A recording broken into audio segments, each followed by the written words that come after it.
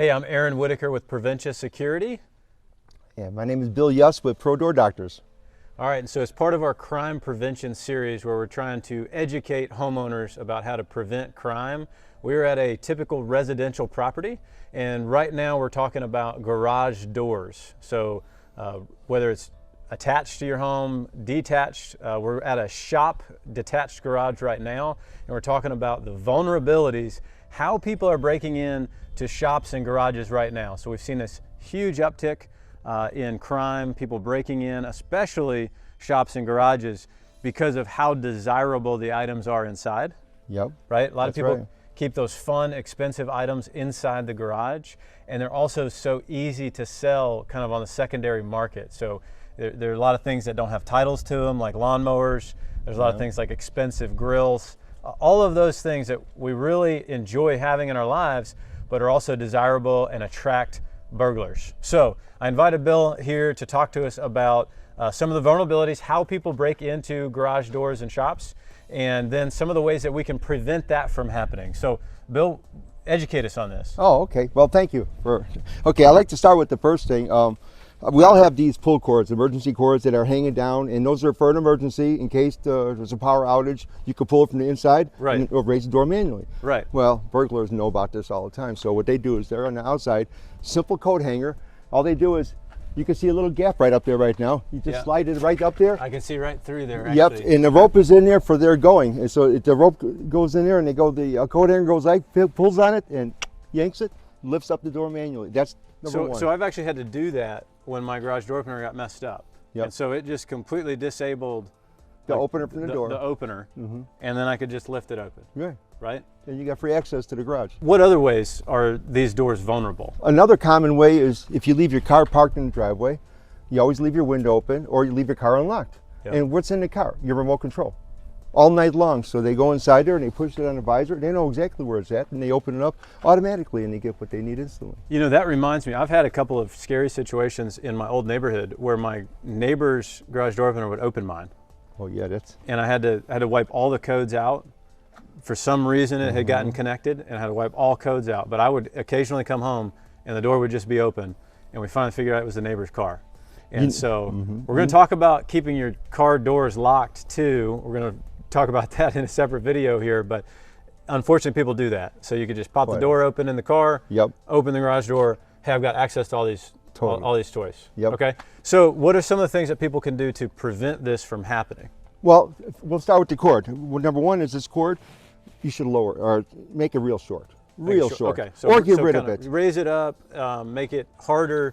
A bad thing is I cannot take this cord off from the UL 325 law because it's a safety thing. It's called entrapment law, and if somebody in the garage couldn't get out and you take this off, heaven and Betsy, and they couldn't get out and they die, you're in trouble. So we're not allowed to take it off. Only a homeowner is allowed to take it off. But I recommend it, but I shouldn't say that, but it really should be taken off. So Pro Door Doctor, by the way, services residential and commercial doors. And all of Middle Tennessee, a specific area? We're licensed in all of Tennessee, but we go quite a bit. We'll go 2 to 3 hours in one direction because we're far and few. Door companies, there's not many people out here like there is furnace guys or like there is electricians and all that. We're just a few of us. Well, and especially a reputable, professional, licensed, insured provider like Bill. And so, yeah, he can't remove that for you, but he can give you those recommendation steps that you can take. So possibly remove that, maybe tie it up real high and tight, so if you still need it, you can get it. But make that not an option anymore. Okay, so that's number one. And you know another reason why you should keep this either short or taking this off? Because it gets caught in the rack of your car. You ever see the car racks? They get caught inside there, and when it gets caught and you pull the car out, you yank on it and you pull the whole door down. I have had that happen as well, right? You try to figure out why my opener isn't So there's working. 2 reasons these are not good other than for your safety of getting out in an emergency. Okay, excellent. So what else we have? You've got a couple other goodies. So these are some things that people would be available to get from Pro Door Doctor. This is one of the newest technologies that they came out with only a few years ago. It's an electronic lock, and you can be sold on any new garage LiftMaster door opener. It plugs in, so when the door goes down, hits the floor, and it's locked down there, this deadbolt goes out right underneath the roller, or above the roller, I'm sorry. So when the door tries to go up, it can't, so it double locks it. It's like a deadbolt, basically. So we'll show you the lock that are on, it's standard on all doors, right? Yes. The slide lock that you can manually lock.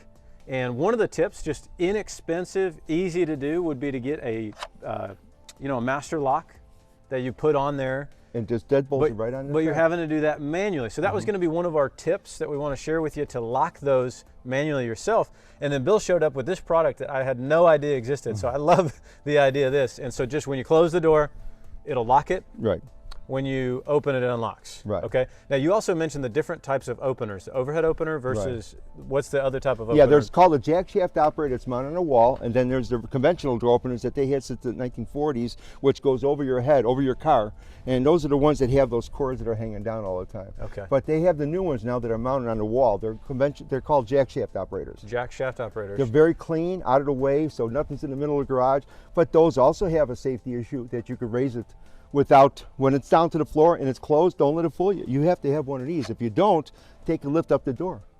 And that's what he was saying. So with that type of opener, someone could just force it open without even having to release the string like we talked about, right? Exactly. It's just set up in a different way rather versus the traditional chain opener that's Totally. overhead Yep. at the front of the door. So if you have those types of openers in your home, you may be unaware of that weakness. So hopefully you can take a look at your house and see, hey, do you want to do a manual lock on there? Do you want to do an electronic lock so you don't have to think about it? Just whenever you close it, it's going to automatically do that for you. I love that idea.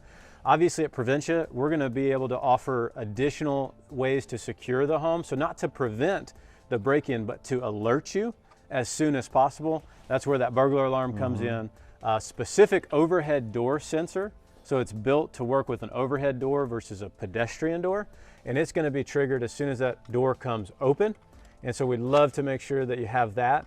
If you have an existing alarm or want to install one of those, an overhead door sensor would be a big component of that system. So one other thing you've got here is the keypad. And so I want to make sure to talk about that too. Gotcha. These are really common or requested. Yeah. Because people want an easy way to get into their garage themselves, right? We want to be secure, but we also want to be able to get into it ourselves. Right. Many people love these things because they give the kids a combination when they come home from school, and you don't have to give them a lock. So when you give them this combination, that's great, but what happens? Kids will sometimes tell other kids. Yeah. Am I right? Or they'll forget the combination. Nice thing about this, you could change the code next week. So you don't have to get a locksmith to go and change the code. Just say, no problem, son, you don't know the combination, we're going to get you a new code. When my kid was small, I used to call it LOVE, so he would remember the combination. Oh, okay. You know what I mean? Yeah. But once the whole school knew about the word LOVE to open the door, I had to change it, of course. But And these are fairly secure, like you're saying, because you could easily change the code. LiftMaster and a lot of the overhead door manufacturers now, they're pretty much offering Wi-Fi capable openers. And in our case at Preventia, they're compatible with our alarm system. they're all starting to. So all within our Preventia app to control your alarm system, you can also see your garage door. So we can install that sensor.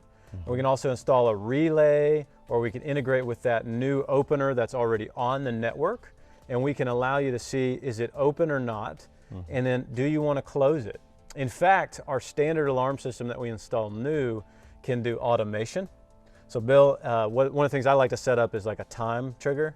So at 10 p.m. every night, the system would arm itself. Okay. And then if any garage doors are open, they would close. There you go. Okay. Yeah, And so unfortunately for me, I have a basement home, and sometimes the kids come inside, the doors are still open, and we don't think to go back down there. So I love that peace of mind that, hey, those are just going to automatically get triggered to close. And you can trigger that with the alarm system several different ways. I like the time. You could trigger it by arming the system. Same thing with that electronic lock, right? So I think that's an awesome combo. If you had an alarm system that's triggering the doors to get closed every night, and then you had the electronic deadbolt for that, that locks it too. Yep.